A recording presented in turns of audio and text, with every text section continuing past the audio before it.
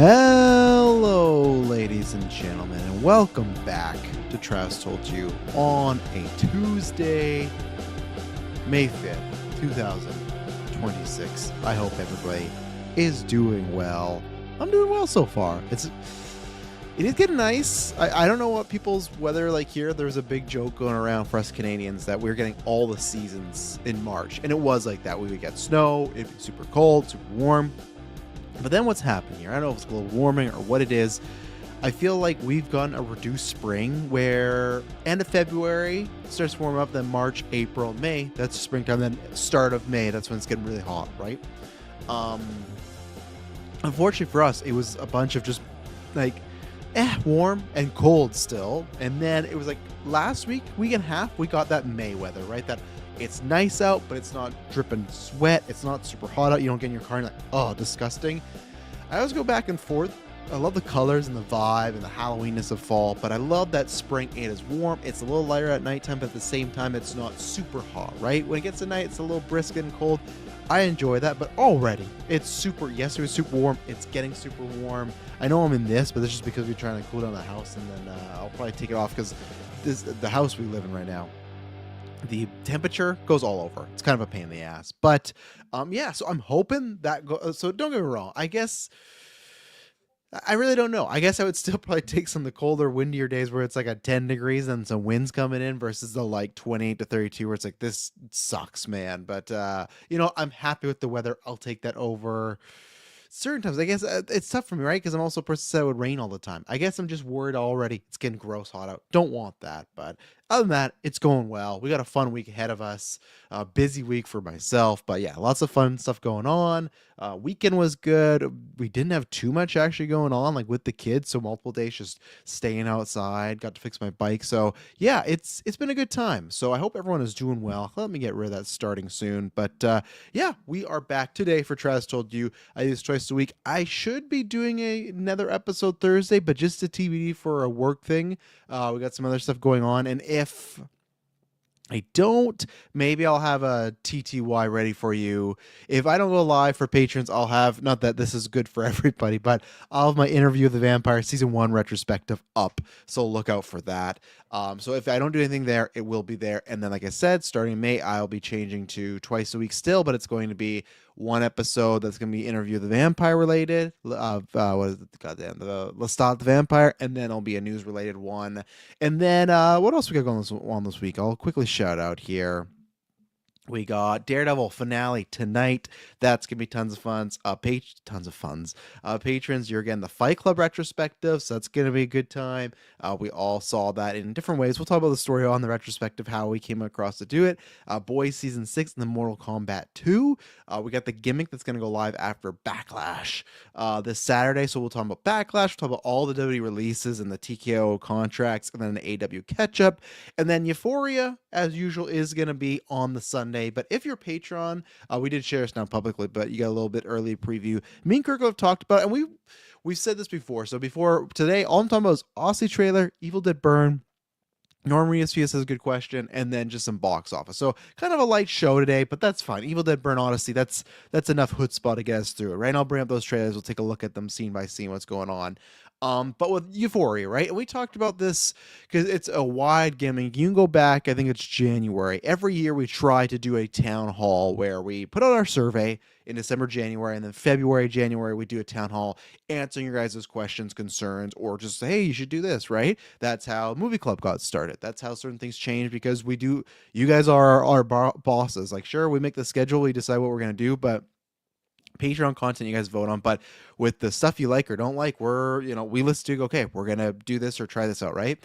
And something that's very kind of mixed is the TV show reviews, because it's one of these that people are like, oh, I listen to all of them, or maybe you should just do the premiere and the finale, all this type of stuff, right?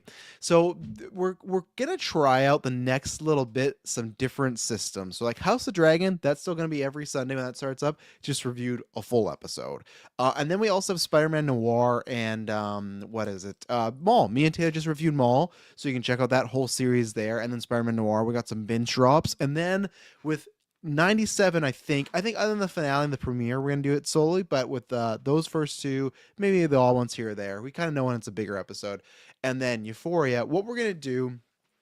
And it's gonna be a bit of a test where we're still gonna review those, but especially for you look like 97, lots of times those are 22-minute episodes, and if we get together and they might just be a solo episode put out, we'll maybe record other Patreon content, whatnot. But if it's just for that, take for example me and Kirkland doing Euphoria right now.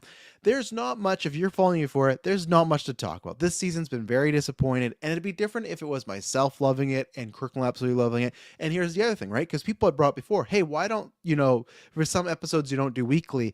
It's the tough thing with TV shows, you never know what's gonna pop, as we talked about before. I got the green eyes. Yes, I do right now. But that's all the background, So I wish I got.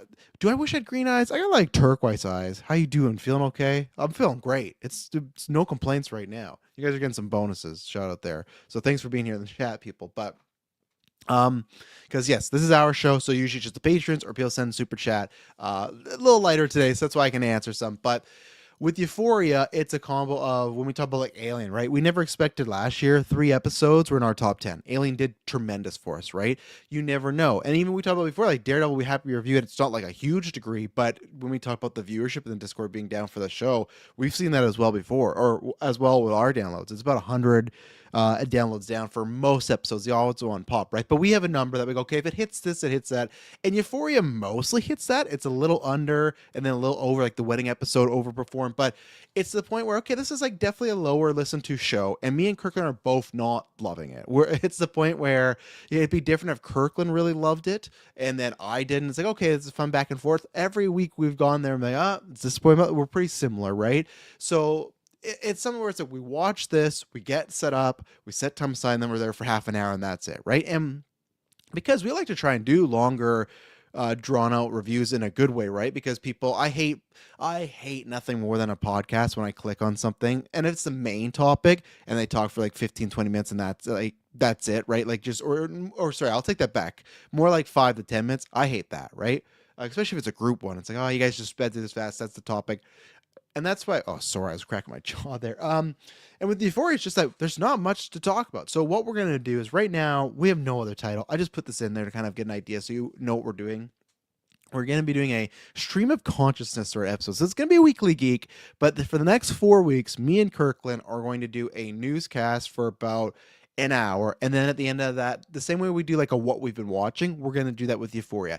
If you just want the Euphoria review, it's going to be there. We're going to cut it out. It'll be on the review feed or it'll be a separate episode. It'll be there. But we kind of thought for our time, what we could be doing, it's always the case, but most time news does the best for us because I think that's the episode where if people aren't watching something with Euphoria, Daredevil, The Boys, they can catch up on what we're thinking, right? And the other thing is, we did this a couple weeks ago and we got good praise for it, and last week we got lots of praise for it. So I know it's probably not everyone's cup of tea, but for the first 25 minutes that our news episode for 702 there, me and Kirkland just talked about like The Rock's skincare and that type of stuff. We're gonna talk about some like trailers or news that's out there, of course, right? But it's also going to be a show. So that's why if you guys want to send in questions, we're going to talk about pulp culture. I think I want to talk to Kirkland about the Met Gala. I don't think he's seen some of these costumes. I want to throw them up there because I saw one. I was like, my good. It's one of these things where we just want to kind of have just a back and forth about sort of just random stuff. Someone described that we had like a good talk radio thing going on. And me and Kirkland have felt that recently where we can just talk about something that is maybe just very specific to us, like Olivia Rodrigo. And that's where it's going to be a prep. So on the official GV episode, it's going to be our side thing where we're going to talk about a bunch of random stuff, probably about an hour for that, and then the half hour will be Euphoria or whatever else we're going to talk about. I know Kirkland's talking about reviewing Widow Bay, so if you're still following those reviews, they'll still be there, but we're going to try something out. And with 97, like I said, there's going to be some episodes we do separately, but sometimes when those are 22-minute episodes, they can go by pretty quick, right? So it's kind of, again, get you guys more content for just the same amount of time. So we're going to see what happens. We're going to try it out a bit, see what the numbers are, and kind of go from there. So that's a little preview. I'm going to post on the Patreon all about what we're going to be doing, but yeah, right now we're just calling it Stream of Consciousness. We're going to do that for 4 weeks, and me and Kirk, I'm just going to talk about Of course, news, Euphoria, and then just random shit. So I think we're gonna have some fun, and that's why I think it's good for us to market this way. As far as sometimes I feel, oh, people are in here for the news. Every episode, we're gonna say, hey, this is our stream of consciousness. We're gonna just kind of go with some random stuff. So maybe even closer to like a bread and butter, but less structured. Probably similar to our old episodes. So there you go. That's what we're doing. That is the schedule. What's happening right now? Let's see here. So the Odyssey, that is coming out. We are close. It's crazy. Me and Taylor were just talking about this yesterday. The Odyssey, Spider-Man, 3 months away. It is just, you wait for this stuff, and then it's coming, and boom, it's there, right? So the Odyssey, this trailer came out. I'm gonna pull it up. I obviously, within our Discord and the online sphere, have seen the backlash or controversy or just like pushback with some of this trailer stuff, right? I will say this again. I am, and which was actually nice. So I guess I should start with the just trailer itself. I loved it. I like, again, I'm a Nolan mark, right? I don't think there's ever been a Nolan thing I'm not excited for. Maybe Dunkirk, and I still don't like it, right? But I was like, I don't need Nolan to be doing this. But everything here looks great. Visually, it looks great. Cinematic looks great. Acting looks great. Pattinson was a standout for me here. It's like, oh, I cannot wait to see him in this type of role. I'll talk about it on Sunday when we talk with Kirk. I just watched the drama. Fuck yeah. Fuck yeah. Both of them. Pattinson, though, really, like, might be. It's tough, though, because, like, I think Zendaya is great, but could I say it's one of her best performances? I think so, yes, but there's like a few others I would put above them or past them. Like, this could be a top 3-er. He had such a good time, but this is a guy that between Dune and Odyssey, man, I cannot wait to see what we're gonna get with him this year. I loved it. I loved showing like the name Christopher Nolan, the date, and it has like the lightning flashes, like it was a storm at that point. I love the creatures. I love again that it's just full on. He talked about this on Colbert last night, which was where he was premiering this trailer. He's just accepting the fantasy and the fictional and the otherworldly stuff, and that's what's great. That's what, again, why I understand. Again, this is not to Clay or Mike in the Discord or anybody. It's not a serious point of view because we just reviewed Maul yesterday, right? And for me, as I say now, I enjoy Star Wars as 1 to 6 is Star Wars. The rest of it is kind of fanficky. You know, it's not the canon in my mind, right? Even though I'm not like a big George Lucas defender of the prequels, I just kind of go, we've kind of gone to some places where I don't feel like that fits with my Star Wars. So for me, when Maul, for example, right? There's 2 more Jedi in that show, minor spoilers. And I go, man, when I watch New Hope, Return of the Jedi, and Empire Strikes Back. Don't know why I went in that order. And they talk about Luke being the last one. But they're like, but you know, within the last 5 years, there's about almost a dozen Jedi around. I fucking hate that. I can't stand that. Taylor, fanboy Clay, a bunch of people can justify and go, oh, X, Y, and Z. Or the fact that Inquisitors are around, right? The Sith is rule of 2. That's why it's a big deal. It used to be a bunch of Sith bomb went off, and then they did the rule to one have the power, one to crave it. But you know what goes away at that point? When there's like fucking dozens of other people that are Force users using dark side Force and with red lightsaber, and they're around, and people have heard me around this before. It's like, that's the dynamic's gone. It's the dynamic of the 2 is gone because there's always another person there, right? Makes no sense to me. So I completely understand where for some people they go, that doesn't bug me, whatever. For me, that fucking always checks me out of a lot of the new Star Wars stuff because it just bugs me. It just bugs me. So I get, and I see her, I am ready to comment, but I see you, Mike. I get Mike, Clay, and other people because the big thing, and we'll get to it when Passon said daddy and then Holland said dad. I do get it for people if they think it's not being completely faithful to that time and that era, and even I'm not sure story wise what's going to happen, right? Even though I read somewhere people are talking about that, like are they going to feature the gay sex that's in the story, and it's like I doubt it, right? Like there's a screenshot. It's like, oh, I haven't completed the Odyssey, which was nice because I'm listening to the Odyssey book right now, and I know like certain things I knew about the Cyclops. I know it's just a journey about the guy to get home, but even the stuff with Paston and all the people taking over the house, now it's because I wouldn't have known that, right? I'd be like, oh, I just would have thought it's, Odysseus out there trying to get back, and it's just his mom. Like I would have thought Anne Hathaway didn't even have a huge role in this. It's like, okay, no, she could. And now though, because I've been reading the book, I have some touchstones and so I'm like, oh, that's cool. Like not that's cool, but it's like I know that now. Of like, oh yeah, that's what's happened. If people don't know, I guess I don't know. My spoiler: Odysseus leaves and bad stuff happens at his home to his wife and kid when he leaves, and it's about okay, that's a plot line there, and I even know the end of that plot line now. It's like, okay, I'm more invested and interested now. So I'm reading this, as I said, I didn't have to read this in school at all. Whenever he made jokes about people I'd heard about, when people made like some young people like, you don't know what the Odyssey was, and but everyone I remember, especially American, I think mostly Americans. I think there were some Canadian people we talked to, but I didn't have to read that in middle school or high school, right? That was not a thing given to me at my age. So I understand why people may have those problems. I just, as I dropped in the Discord, I don't care from Harrison Ford. I really don't. It's not going to bug me at all. What I'm here for, and now I'm reading the Odyssey or listening to it, so I'm getting invested in that side, right? And there was like a 3 hour introduction by Claire Danes, but it was great to kind of get some of that stuff. And now I understand why what Mike's talking about, and just like, oh, this would mean for that. Or in literature back then, when they said this, it was code for that, or it kind of represent that. So that is like I'm getting a good perspective of it. um, it's just for me why I'm there is because it's for Nolan, right? To me, it's like this is an adaptation and it's Nolan's adaptation. I am there to see Christopher Nolan adapt the Odyssey. So when I'm seeing Christopher Nolan, what he brings to cinema and film, and as far as him doing the fantastical stuff and the Cyclops and whatever the fucking sea urchin beast thing is in the water, all this stuff, right? Giant soldiers. That's my ticket. That's what I'm here for, is to see the fucking goat do all this type of stuff, right?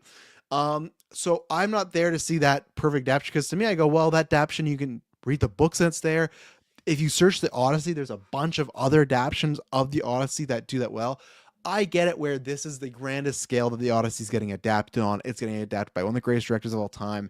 People might not like that. Oh, it says dad, right? I get that, but it just has no concern for me whatsoever. It doesn't hurt the quality, anything. So, we'll see. Mike says, I think it's really where the separation is between those who see it as an old movie foremost and those who see it as the Odyssey first and foremost. Absolutely. And that's where, Mike, that's where I am. I'm a Nolan. Like I said, to me, it's not, there's two ways. It's like the movie versus film. There's some people like yourself that might be looking at it as like the Odyssey directed by Christopher Nolan. I'm looking at it as, cheesy, but Christopher Nolan's The Odyssey in that sort of way, right? The same way, Mike, and this is where I'm surprised. I get it. Maybe you're closer to the material, but you liked it more than me. I feel like it's not going to be even as harsh. I feel like this is not similar to Emerald Fennell's Wuthering Heights, right? In that sort of sense of, well, it's how she took in the book, how she feels about the book, what she felt about reading the book as a young girl and what it evoked in her, right? That's to me how this plays as, right? To me, it's like, it's how Nolan feels about the Odyssey and what he does. And I feel whether it is two ways of, someone could say, bad dialogue or script writing, they just say, hey, I don't care, put his dad daddy, we don't care. Or it's like, hey, he talked about this last night of a lot of people they think about Star, like he said Homer was that generation's George Lucas, right? Or thinking about Marvel and Star or DC and how this inspired a lot of those tales. I think they're actively, and whether you like this, Mike, or not, there could be a choice of, hey, not dumb it down, but a little bit of like use regular verbiage, like use like today verbiage, right? So people can get into it, right? It's like the way that, I don't necessarily completely agree with, but when Timmy Chalamet was like explaining Mario Supreme, he's like, well, I don't want it to be like an Oscar bait movie. I want it to feel like an action, even comic movie, to have that veracity, that intensity, that drama, that excitement, but still in an Oscar type of caliber way, right? I could see them saying, hey, like those type of terms, reel them back a little bit, right? Because I think we've all watched those before. There's somewhere it's like, this doesn't make too much sense as far as like the English, right? Even nowadays, there's good memes about it, so I didn't pick up on it right away, but there is just a lot of way men or women look or the work they have done, and then they go and play something in the 1800s, and it's like, why do they got lip injections and they're playing this type of role, right? Like, so there's certain things, but that to me is more poor. This, I understand that I could see them going, let's just bring it to a more general audience level, because again, it's Nolan, but it's not like Swords and Sandals we talked about in the Discord a couple weeks ago. It's not like they burn up the box office, right? So I think you need kind of anything you can get there, right? So I do get it. I do understand, but for me, it's just nothing that is hampering it at all. Mike says, yes, I thought about that. I totally agree. I'm biased here. Americanization is a word I've seen used. Yeah. And which is funny because he's British, right? But I feel like that could be a completely on purpose. We'll have to see what he talks about that. Maybe he never will, right? But I guess it just does not have any impact on me that way. I'm there for the story. I'm there for the acting, the cinema, the Ludwig score, all that type of stuff, right? And for me, this is my number one easily anticipated. It's still number one anticipated. I cannot wait. So that's the way I would equate to. But we all have those, right? It's the same thing. Wuthering Heights. I've never read that, and I know there's tons of people that had issues with lots of stuff, but I never went there. But as I just pointed out, Star Wars, like, and I'd say I'm one of the biggest Star Wars fans as far as my love for it, but not in the general sense, right? Of I don't check out every book, I don't have the knowledge, right? It's just my passion for, I guess I can say, the movies, right? Especially those original three. And for me, that's shit that bugs me. And that's why I just place in my head that the shit of like 10 Sith run around and 5 Jedi's while Luke's the last one. Like, same thing. Why is Ahsoka around? Oh, Luke's our only hope. Oh, there is another. It's his sister. Nope, there's Ahsoka. There's Ezra going around. There's Sabine. She's a fucking Jedi now. Like, that's what I mean. Where from that's everyone has those specific things that just bug the shit out of them with certain properties, right? And for Star Wars, that's where I am. So I get that, Mike. That's where I don't go against anybody. I just go, for me, tears dropping. Like, oh, when Dad came in, I'm like, it doesn't matter to me. That's never gonna be a critique. Or same thing. Like, I personally, I can't remember what it was, and this is breaking maybe the fourth wall like a little bit. This happened on Endgame, which I didn't love, and it's fine because that was Endgame was a bigger one, but even Inception, right? And I didn't say anything because everyone else was enjoying, but I think it was all of us. It was the boys, and when Jessica was still on the podcast, and they were really talking about specifics, like with the time and how the how it worked, and just like if there's plot holes or not.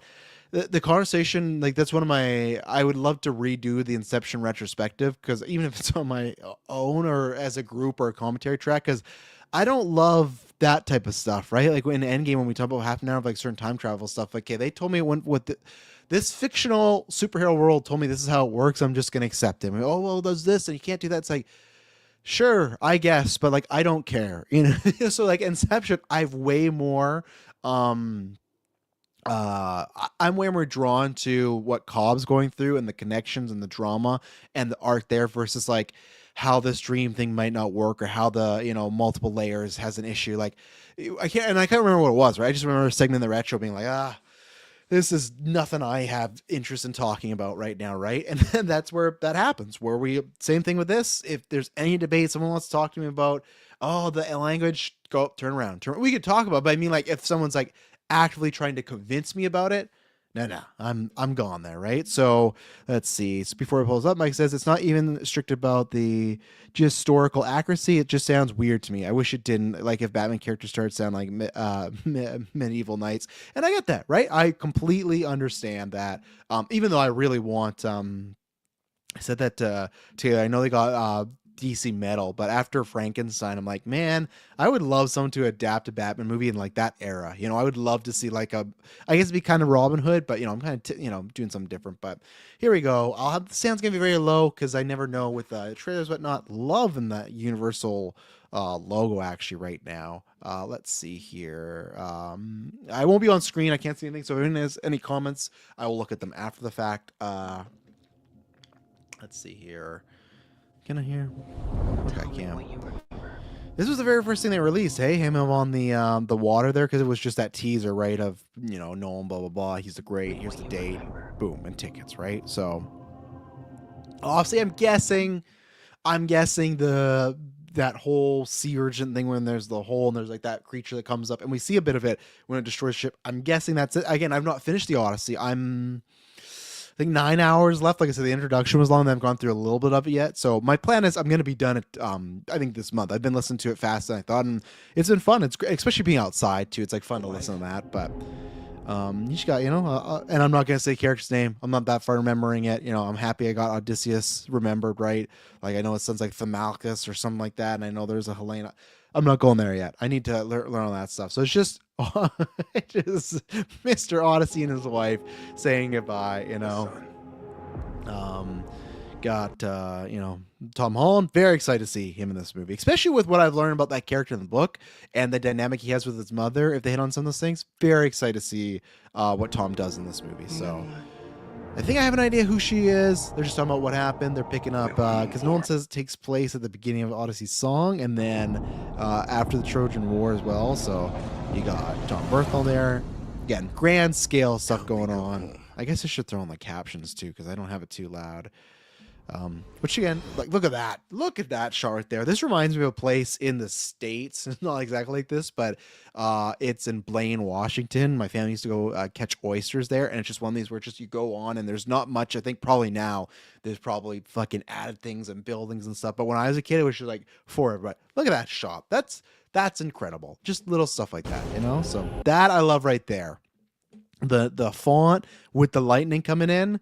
That's got juice right there. Just a good trendsetter, you know? So waiting for master. This fucking guy right here. So obviously, like, and I guess I can speak about it. Like, it's not a, I'm not gonna give the result of it, right? But they set it up in this trailer so people know it's a plot point, because I didn't. What happens is Odysseus is gone for a long time, and I can't remember what they technically call them in the book.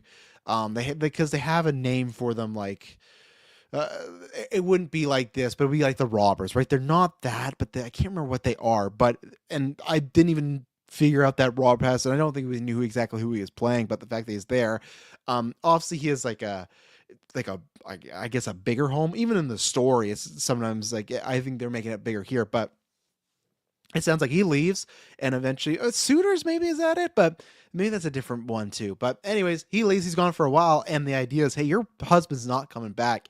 And because he has this big area and riches and like the name, as far as like, I think he's like in name powerful, right? There's a lot of people that there's this weird dynamic of starts with like his wife of, you know, hey, you should take a new suitor, you should take one of us, he's not coming back, to it transforms more into like, you're gonna take a suitor, you only got a amount of time, like you have to do this, right? The choice is kind of taken away, so pretty much people take over his household while he's gone, and that's fucked up. And now that's why his son is dealing with this shit, because like, well, my mom's in danger, our household, our namesake, all being taken away by these people. I gotta find him. And man, the fact that it looks like the leader of that's gonna be played by Robert Pattinson, that's great. He can definitely do that role, which is funny because I guess it was Chalamet when he kind of had that role, because when he had the devil in the name of the devil, or the devil mate, whatever that devil movie was with him and Tom Holland, they did. They are also playing a pose, but he's a very pathetic character in that one. Master. But yeah, so they've just taken over this area, and yeah, again, I'm happy to read the book because I didn't know that before. So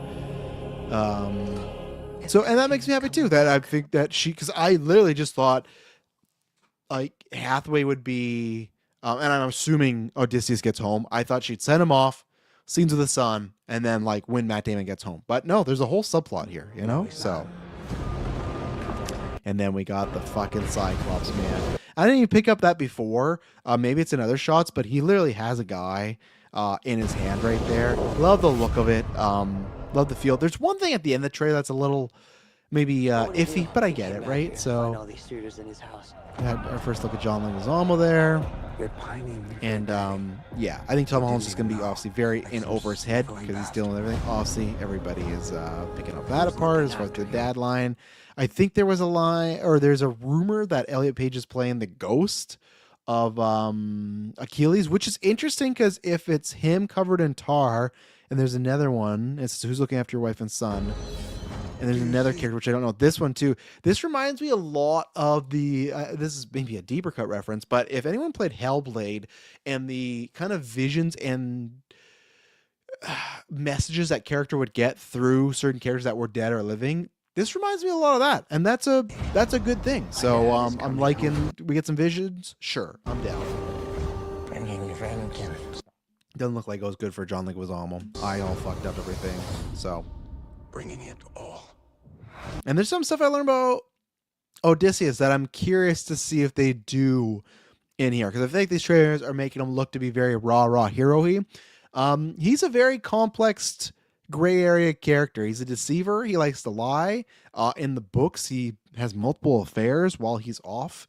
And they almost kind of make it sound like it's not like too emotionally attached. It's almost just like a body need, which I get, but I could see Nolan not doing that. I don't know why. I guess he did that with Oppenheimer, right? He like showed Oppenheimer having an affair and everything. So I don't know. Maybe we'll see what happens. I just don't know. Oppenheimer to me was different than this. I don't know if they're going to go that route. So anything got on. Come on. Good stuff. And then we got, again, this is stuff that's known to me. I haven't got here yet. These giants, man. It's snowing. They're fighting giants. Hell yeah. Like that's something. And again, this is where people have to prep themselves. The same way people have the issue with the language in this movie, a lot of people have that issue with the action in the Batman movies, right? They hate the way Nolan shoots action. That one I understand. I think I'm more on the side with, but I still look past it. Go, well, I'm here for a different reason to see Nolan doing a Batman movie, right? But that one I'm closer to, just because there is some stuff that's doesn't just look the greatest, you know. So, but and we'll see what happens here, because that's, I think, one of Clay's big hang up is the action and those big set pieces, how they're going to look. Like at least here, when the Giants are coming down, they throw the guy through the tree. It's like a wide shot, which Nolan does a lot sometimes of close up. It's not like super wide, but he does something like that. That right there, Clay, if you're worried at all, these shots of Odysseus fighting and it's up close. Now they could be doing that to make it look like the Giant, right? But I worry you could get similar to the Batman type of fighting. So we'll see. I don't know. Again, that doesn't bug me as much. We'll see. But yeah, I think Pattinson's going to really steal this. Looking forward with both sequels. I think that's going to be a standout. Could be a scene of the year going on. So yeah, just great stuff happening here.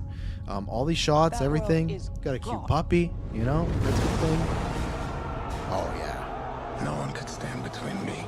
And then this is, I can't remember, it has a name, but again, there's the lightning for the water. But we do see the, which again, look at that, right? I don't know how they're going to do that. I know they try to do everything as practically. We literally got the Cyclops running through the woods. The cave I can see, right? Because I can see, I can't remember the actor's name, but that's the guy from Legion and The Grinch. I can see how they can shoot it that way to make him look large in life. This being outside, even looking at, like, there's going to have to be some CG, right? But like I'm curious to see how they pull it off. It looks great still, right? So that's all that matters. And then even this too, we're gonna get there. But whatever right there, whatever these water things are, the dragons, like that's right there. To me, that's that's I feel like Nolan, because he's not done this before, is gonna give it a lot of care. And I'm looking very forward to see these scenes shot by Nolan. So and boom. Great trailer. And this, I don't love this stinger here. I'll turn it up a little bit. I think it's asleep.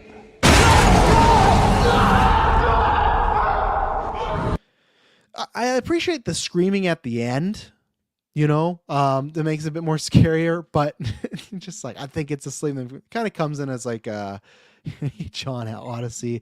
Thank you, Mike. I kind of thought she was going to be Calypso, especially because the way they describe her in the book, and then when she said something like, oh look, Taylor, you know, just literally every trash told you, and then he's like doing like, oh, like we got to reschedule these casts and everything. Motherfucker, what is even happening, Mei Long? What's happening, Mei Long? What the oh, of course he is. Of course he is. He's such a little fucker, that guy. If you guys ask me why After 9 isn't happening, because that was going to be the planned weekend, if it's going to be delayed, direct to Taylor. This fucking guy. But okay, that's absolutely, Mike. I think hers Calypso is from. I haven't read the books and everything in there, but she's great because that character has an understanding of him, but is also kind of antagonistic towards him, which Theron is like perfect for, right? Like what? And I imagine you have more context, but already what I've read about Calypso or listened, I go, you say, oh, Charlize Theron, yeah, perfect. Suitors, okay, I got there. Okay, I wonder if they'll have Cyclops talk. I think so. I think if you, because I could be wrong. He's just like he is a good body actor, but they still got an actor, right? If you didn't get like an actor that isn't in other stuff talking and dialogues and stuff, it would be. I think yes. I think just that you'd get just like a big guy, right? Because the guy, I know that this sounds dumb because you're like, oh look, he's a big guy. They shot him that way. I just mean in the sense, of course, they shot him look like a Cyclops, but you would get a bigger guy, right? And then you could shoot him that way.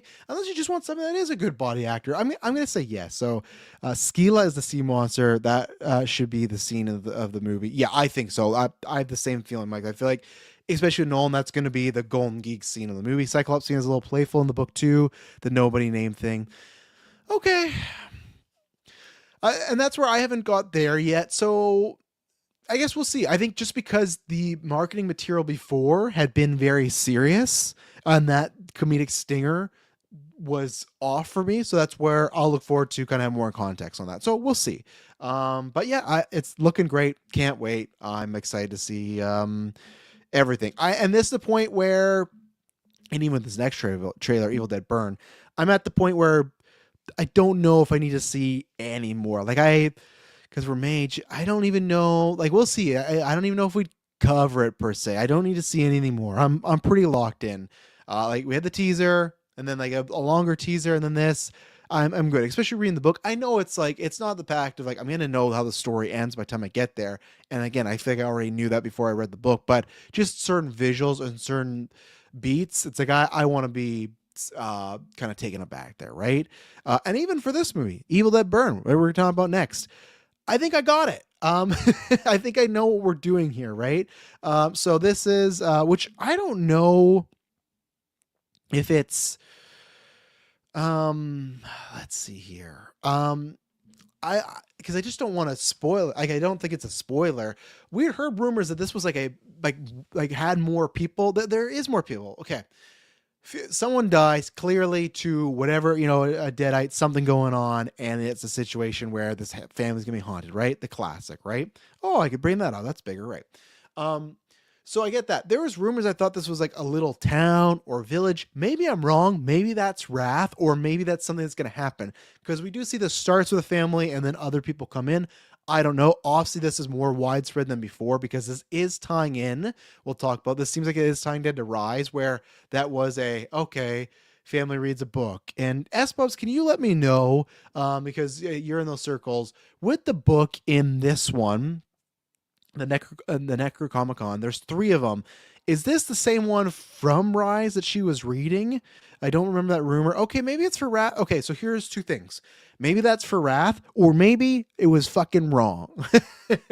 Because I thought that's where, when I talk about the teaser, I was like, oh, this is going to be a bigger scale. And then someone, I think, we talked about Kirkland, and I was like, oh, I guess maybe it's not. Maybe it's just like a resort, not like a nice resort, but something like an Airbnb. So maybe that's Wrath coming up, or again, maybe that's just a wrong scoop that I'd heard. So Rise book was way bigger in size of the whole test. That's what I thought, right? And this book looked quite small, because I know there's the book that Ash has, which also goes into Army of Darkness. There's the book that Mia has, and then there's the book that Ellie and that crew have, right? And there's three. So it's the one. This one looks smaller. So that's what I mean. Are they going to set up that it's a 4?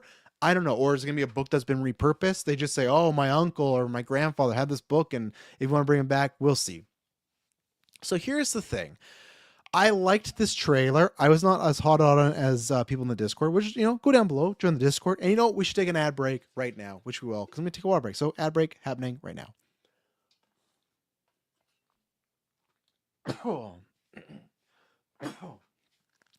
There we go. We are back. If you didn't want the ad break, join Patreon right now. You can get every single, not right now, all the time. You get every single episode ad free that we do. You got our almost entire backlog up there for 11 years, which, yeah, we've been doing this for 11 years. Come August soon, GVD announcements coming. You want to be on Patreon for that, or you can wait, because obviously we do 10-hour days, but if we get super chats or people up their tiers, we go longer. And we got some really good, like, as Travis told you guys, get little treats. Kirkland hates, and I'll tell you, he fucking hates torture porn, to the point where he, even in Punisher, there was some stuff in season 2 he had to fast forward because it was too gross. That's just Punisher.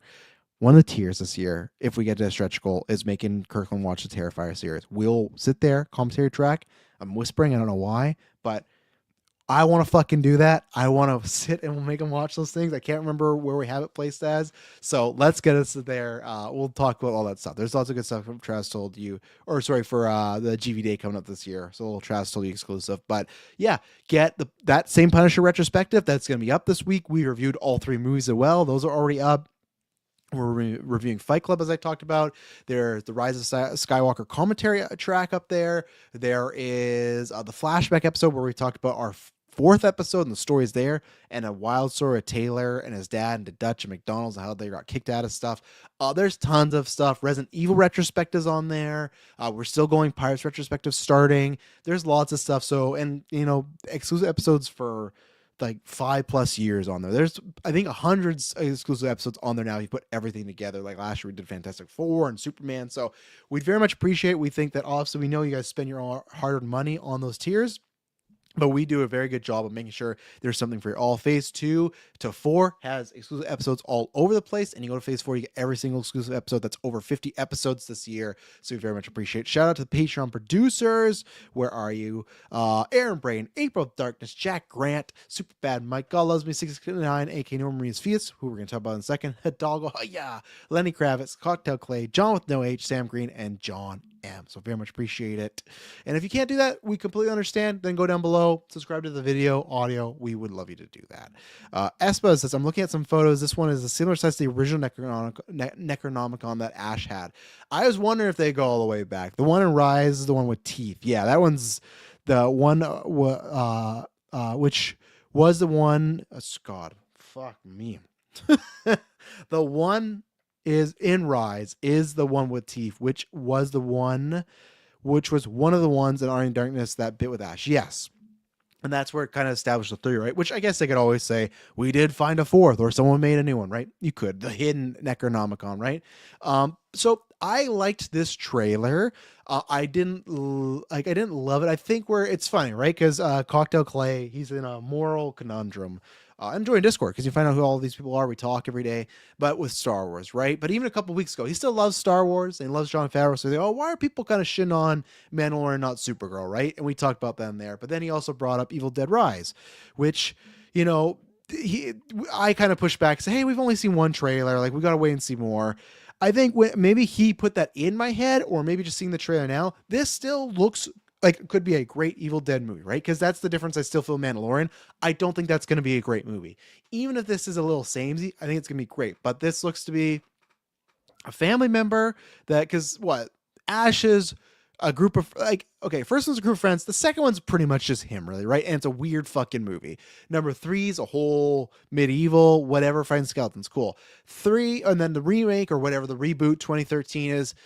A family member does become that, but I think it's a little bit different because we travel back there. There's the brother-sister dynamic with Mia and the drugs. I think it's a little bit different. Rise, okay, it's been 10 years, but same thing. It's a family, but okay, it's the mom with the kids. That was a new hook, right? That was like, man, and getting kids involved, that was something completely new, right? So there's always been something new to it.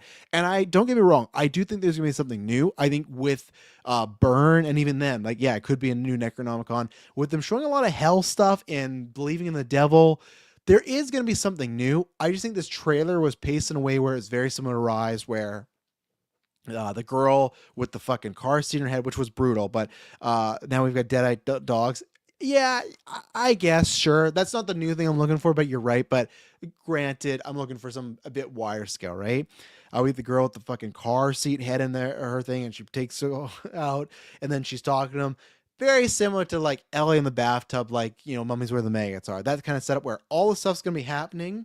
And then Mike says, I like the angle of using the book on purpose to bring someone back. And I guess that could be it, right? And that's where I think just for me, the trailer, though, was establish the Deadite. They're going to do a bunch of crazy stuff and then show a bunch of violence. And that's very much what Rise's gimmick was, right? 2013 was more like it's coming back. And then I'd have to look at that trailer. I'm not going to do it now because I don't have time. All right, because it's been a long time. I just feel like Evil Dead Rise, it showed off. So, you know what? I have to do it before I make this claim here, right? Because and I'm not going to watch it. We're going to scroll through it. I just want to see what the Evil Dead 2013 trailer was, because I feel like with the violence, it took everybody by storm. Like, everyone knew Evil Dead could be violence, but let's go. This is the very first trailer. Okay, of course I'm going to get a fucking ad, but to me, this feels very much like Rise. It feels like, and especially the rumor was the Lee Cronin was supposed to direct this and then he wanted to do The Mummy instead, right? We're just going to quickly go by this. We're not going to do a full breakdown. I just want to see violence right there. Okay, I'll mute it. Yeah, there's Mia looking, yeah, she's looking messed up. Found the book, yeah. Okay, run through the woods, yeah. Okay, we got the Deadeye spirit camera shot, got the classic soul thing, book, you're gonna die tonight, shower, what will you become? You got the chain, like even then, they're showing the stuff in the movie that end up being super violence, and obviously it's still like I think the Green Band, but yeah, right there, like that trailer to me was more just Evil Dead's back, right, which was fine. The tongue scene is the big thing in that trailer. Yeah, and I remember that. And that to me felt like that was the big one. But even that first trailer we just watched, Mike, that didn't even have any of that, right? So I just feel like to me, the pacing, so if someone like Clay, who was like, oh, this is gonna be kind of similar to Rise, um, it did feel like that from the pacing of the trailer as far as Deadites here, families involved, and lots of just violence, lots of gross out violence, which I've said before as well. If they do that too much, people will tire on it. People will tire on if Evil Dead just becomes the torture porn gross franchise. Not torture porn, but you know what I mean? Like just gross out franchise. Eventually those box office receipts will turn. I still think you have to do a more comedic one in the future. Do a different one. Do what I thought was the rumor of one where it was like a whole town or something, right? So we'll see. And I know they had Ash versus Evil Dead. That was many years of being some comedic stuff. I'm just talking about on a film scale, right? So let's see. I think there's definitely going to be something big with the Fire and Burn title, and the poster's very Drake Hill. It is. And that's why for me, I'm still waiting to see. And that's where, again, versus Mandalorian stuff, I still think this is going to be great. Not really seeing a standout performance like Rise 2013. I agree with you, Mike. And I don't know. It's hard. I don't know why, but it just feels like we knew when we saw trailer for Rise, like the character that plays Ellie, like, oh, she's gonna nail it, right? I don't think we really knew that about 2013, but once we got there, Jane Levy to me, should have been a star. She's definitely one of those actresses of like, how did she not blow up more? I don't really get it. You know, and especially because like she's a very like versatile actor and can do comedy really well, right? So yeah, let's go down some stuff here. Good setup for the trailer here. I'll make sure this is muted. And a good thing this trailer, because they released that shot. I know that S-Bubs you put in the Discord, but that shot of this house, it was not great. It was like it was one of those like, why is the color scaled like why is it so dark, like why is it looking like that? I'm happy the movie's not looking like that. And obviously they see somebody front door, I'm guessing mother, brother, sister, yeah, because I think he has his own girlfriend. This is where the front door, good little gimmick here of the knocking, kind of almost similar to the Evil Dead or the Resident Evil one, but open the door. Hopefully I don't get demonetized for this image. I shouldn't, but muddy boots looking like Mia, you know, blood coming out. And then, unfortunately, this poor lady missing her fingers. I guess I am watching the Red Band one, so we'll see. But and then, boom, just the car seat through her whole face. And eyes messed up. So not a good day for anyone. Not a good day for her. Not a good day for those people letting her in. And we'll have to see what happens. And I guess that's the idea, right? Where I am curious how this ties into 2013. I guess we'll get there. And, you know, classic camera. Or not 2013 into Rise. There is something in this trailer that shows it specifically being tied to Rise, and there's some of that spoiler we'll talk about. I thought, okay, it's just that, you know, in a sense, virus possession continuing on. If this is a different book and someone brings these people on because they're trying to resurrect someone, how does that tie into everything, right? So it's curious, and I'm not saying that's a negative. I'm saying like I think they will answer that. I'm just I haven't put those pieces together yet. It's in the trailer, but yeah, it looks like son dies. So you got, I think it was two brothers and a sister. And one bring him back, and then who finds him? Is it the brother from Wednesday? So the house. My grandfather. Oh no, it's the sister. I guess I should put on the CCs here so I can go back to English. My grandfather believed. Our grandfather believed. Okay, the devil would return. If anyone read from If anyone read the book. I don't want to say it. So it's interesting what they might set up who this grandfather is, right? Could it even be the fucking guy who, remembering Evil Dead 2013, you could tie together the guy that has to shoot his own daughter, like, I'm sorry, baby, and then like, bro, like, you could somehow tie to that, right? So, yeah, this shot right here. Even in the tray, it's a little dark. It's nighttime, but the still wasn't. I agree with as Bubs and everybody else. That old woman in the fucking wheelchair is going to get up. Even if she walks at first, it seems like, what a miracle. She's going to get up and bad stuff's going to happen. They're getting this moment. But again, other people showing up. So, and that's where, like, if you look at the trailer, what it is, or yeah, if you looked at it and you looked at that teaser, it's what in the photo, you get the mom, the brother, the daughter, I'd say I think a girlfriend and then the older lady, right? I guess that could be all of them there with the 5. It just felt like with that teaser we got for Evil Dead, there was a lot more people. So I just thought there was more in that guy showing up. I just remember there being rumors of one having a lot more people. But again, The whole could be wrong. family. This stuff, I don't know what it is, because this is definitely some CGI stuff going on.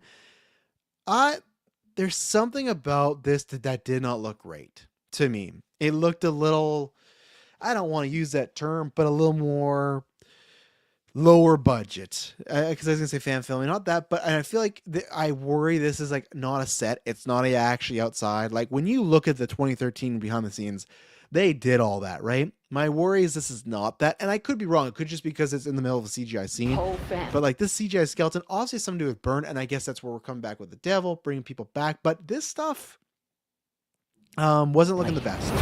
So Can be reunited. they're popping off with the Evil Dead Soul. Okay. And obviously that's the, I guess the girl, right, with the car because she lost the fingers. And was she also the guy's boyfriend or girlfriend? So instead of a saw, you have like a, I don't know, some sort of saw you use for wood, like a yard work going on. I don't use that. You know, a cool shot of it, just get out, climbing the roof. So that's where, like, even this shot right here too, like this whole house on fire, this person being on the ground, like that's whatever's new about Evil Dead. That is the catch, right? I do wonder if this is just going to be same thing, and I worry they could get too samey. Is this the finale of the movie? And it's like, well, it's gonna be like Evil Dead 2013, but instead of a raining blood, it's fire. All right, I don't want it always to be like it's this scene, but instead of it's this scene, but instead of you gotta do something new. And I'm just going based off trailer, right? I'm not saying they're doing that, but obviously, great shot here. Person, and then right there, can't remember her name, but obviously this is looking like the girl from the Evil Dead Rise beginning and opening when she does the whole title rise. That's where it's interesting what's going to play in there. And I'll just say that there is another character that's rumored to be in this from Rise. I agree with Espo's assessment where there's two ways where there could be a tie, which I really hope so. I think it'd be great to bring that character. I don't know how it would work, but I think it would be great. But if it's also just what they did in 2013 with Ash of groovy and that's it, and it really was nothing, it'd be different if they did that and it led to like a me and Ash project. It didn't. So I don't want these characters just popping up for the sake of it. And them showing it here to me shows like there should be some connection, right? So we'll have to see. Loved that shot though, right there. Two, I guess the shot here of just whatever's this boat going on and then flipping it because there's already blood and like there's something there on the right, maybe not, but just that shot in the water, great, and then just blood coming down the chimney. Oof. Yeah, there's the dead eye.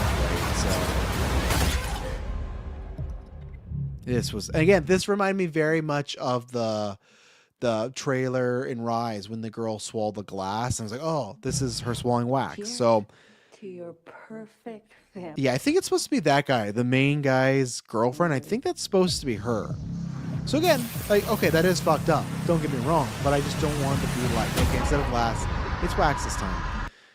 Hey.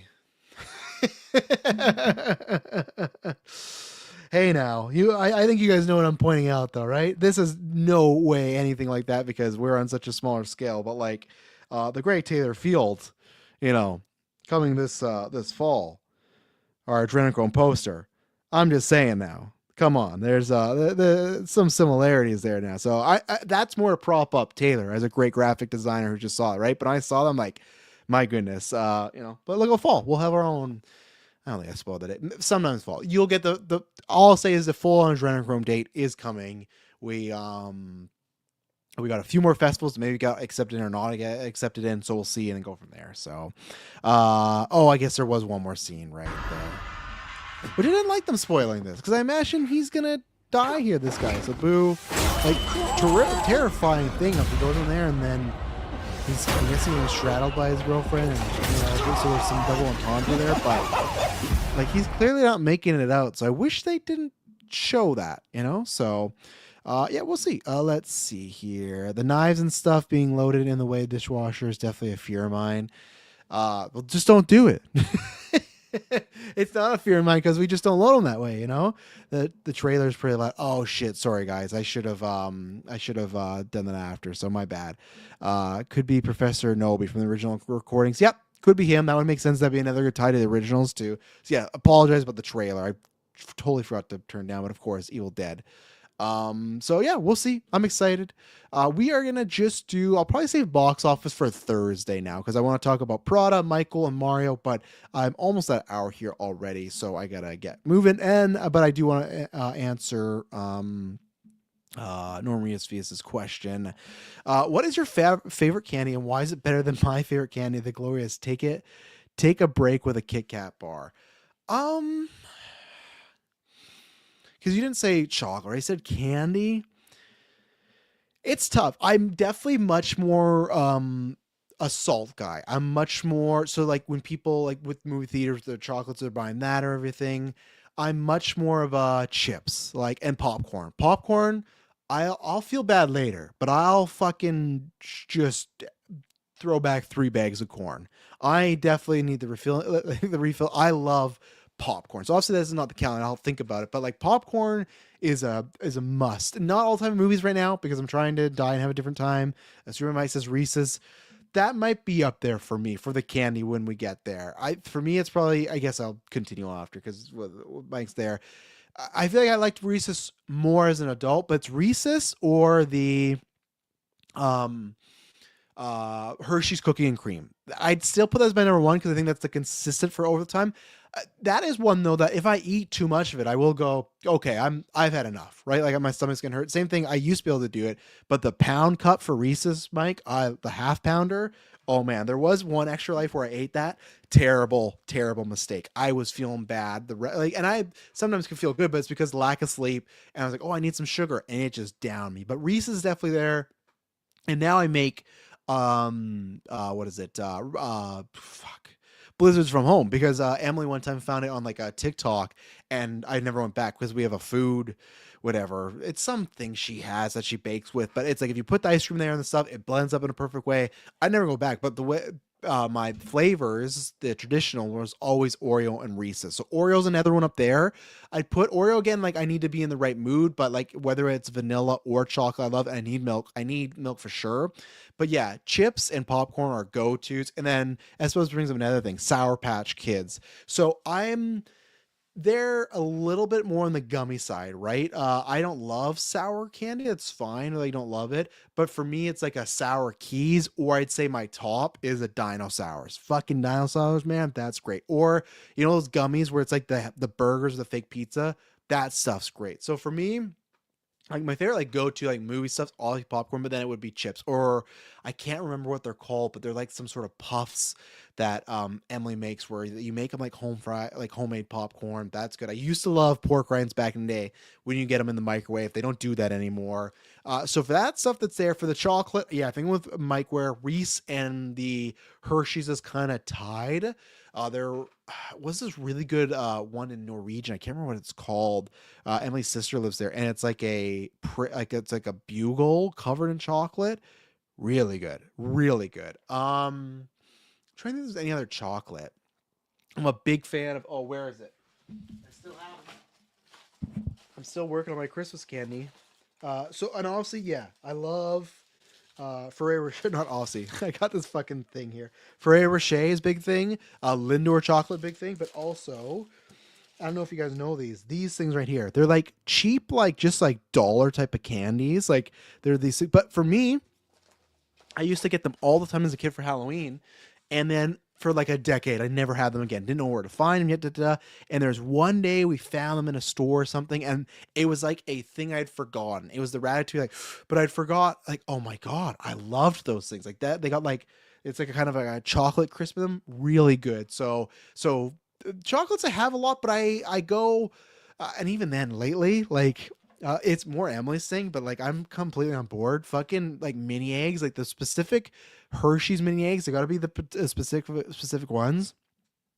I just down those, you know. So I have times where I go through the treats thing, but I'm definitely more of the chips and popcorn. That's a vice. Same thing with chips.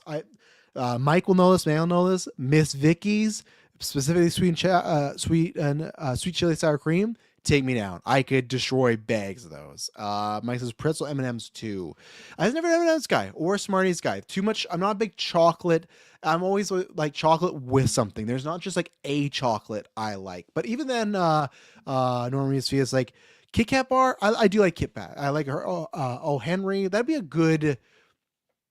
Maybe Kirkland and I will do that on these stream of consciousness. That'd be a good like rank some of these chocolate bars or candies because I'd like to make a tier system and see where I'm at. But that yeah, Miss Vicky's man, because they're not. When I found out, like I didn't know they were a Canadian brand. When we I've said this before in Blaine, Washington, where I was just talking about we have a trailer in America and we used to go there. Rolled gold pretzels. Yeah, in that vein, I'm a huge corn nut guy. Fucking love corn nuts. They'll hurt your teeth. But I love corn nuts. But Miss Vicky's, I was like, oh, I said I had my allowance when I get an allowance. It's like, oh, on the way, I'm gonna buy some chips, big bag for our stay there. And then when I got across the border, I found they're just a Canadian chip brand. But people, ask Bubs anybody, unless you've somehow had them. If you haven't, if you're in an airport one time in Canada or you come to Canada and you like chips, get Miss Vicky's chips. They are the best chips in the fucking world. They got so many flavors. The salt and vinegar is supreme. The sweet chili and sour cream supreme. Lots of good stuff. So yeah, there we go. That is it. So Thursday, like I said, I'm planning on being back. It should be around 11 a.m. PST. Talk about box office, see what else breaks down. As Pub says, saw that apparently that character on the boat in Burn isn't the same actress as the one in Rise, but the actress in Burn was a stunt double for the one in Rise. That makes sense too, the way they're shooting her, right? It's shot like we don't want to completely show the actress's face. Like it feels like she's behind and it's very kind of blurred. So that makes sense. So, but Thursday we will be back. I promise you, I'll not be boring.